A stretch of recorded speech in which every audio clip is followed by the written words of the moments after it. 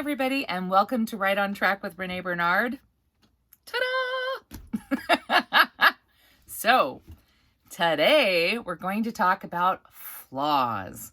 Not in your personal character life, like as in you. We all have them, and I love you just the way you are.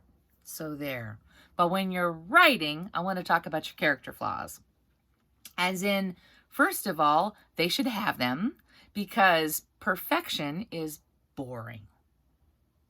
So if your hero is absolutely perfect and there's nothing wrong with him and he's just great and he never makes mistakes and he is just perfect in every way and just the most handsomest guy in the world and you name it, blah, blah, blah, blah.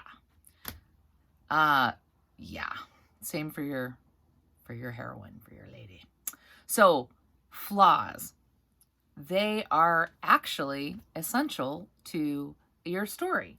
They allow your reader to empathize with your characters, to connect to them, to see themselves in that character's place. That's what we do. We read and we imagine we are in the story. You get swept along. We are on a character's side. We are in there, man. You're invested. So, mistakes you make with flaws. Okay. Giving a character a flaw because somebody told you to give them a flaw, so you just throw one in there. Like a club foot. For no reason. They just have a club foot. That's great. But unless the flaw feeds into the conflict or actually plays this great role as a source of true, like, friction, or it's an element, or then why? Why?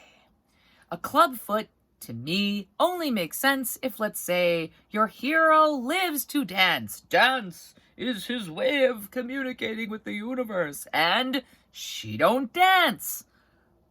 You made her a non-dancer, and you gave her a club foot because you're just that, you're going there. You're committed to the non-dancing. Now we have a conflict. Now we have, the language of love off track there, and who knows. Please don't write that. That's probably not a good book. But I'm just trying to give you an example. When I give someone a flaw, you better believe it ties in, and it is going to be fuel on that fire. There is a reason for that. That element's going to come into play. I'm probably going to torture that character for a good reason. And the heroine's somebody's gonna have an aversion to something, and the other person's gonna embody it. Because that's what I do. So I start out with a character, and then I decide what would torture this person. What would really be great? What is the worst person they could fall in love with? And I'm like, ta-da! Beautiful. Because I'm a little wicked, a little bit evil there. Okay, so flaws with no purpose.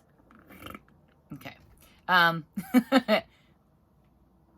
Make it meaningful. Make it work. Okay? And then the other end. Make the flaw an actual flaw.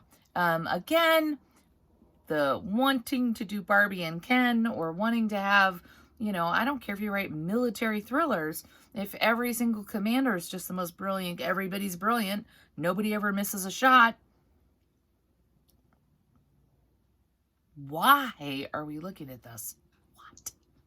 But if the character's flaw is so non-consequential and not real and not a thing, for example, and I have seen this, freckles.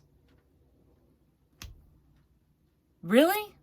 That's your crippling psychological thing to overcome? Freckles? You lost your mind? What are you writing? It's like maybe if you're in second grade and it's about, I'm pretty sure second graders are more enlightened than to think freckles are going to hold you back. Okay, guys? So it's got to be a real flaw. Like, don't be afraid to go there.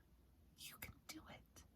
So there you go. When you're building characters and you want them to be realistic, and you want the story to be interesting, Nobody wants to read about perfect people. So your characters, you don't want them to be a mile wide and an inch deep.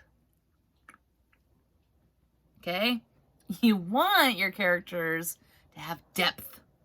And we know this. It's in popular songs. It's in literature. Scars are beautiful. You want them to be scarred. You want them to have pain. You want them to have something going on. Otherwise, it's marshmallow fluff, and we can only eat so much of that. And then, don't. So there you go. So that's the little talk on flaws. Not too big, not too little. And for God's sakes, make it count. Don't be afraid to make it count. Okay, that's it. Stay right on track, everybody. Be sure to like and subscribe and share and tell your friends or your writers group that your tribe is here. Here is where your tribe can land.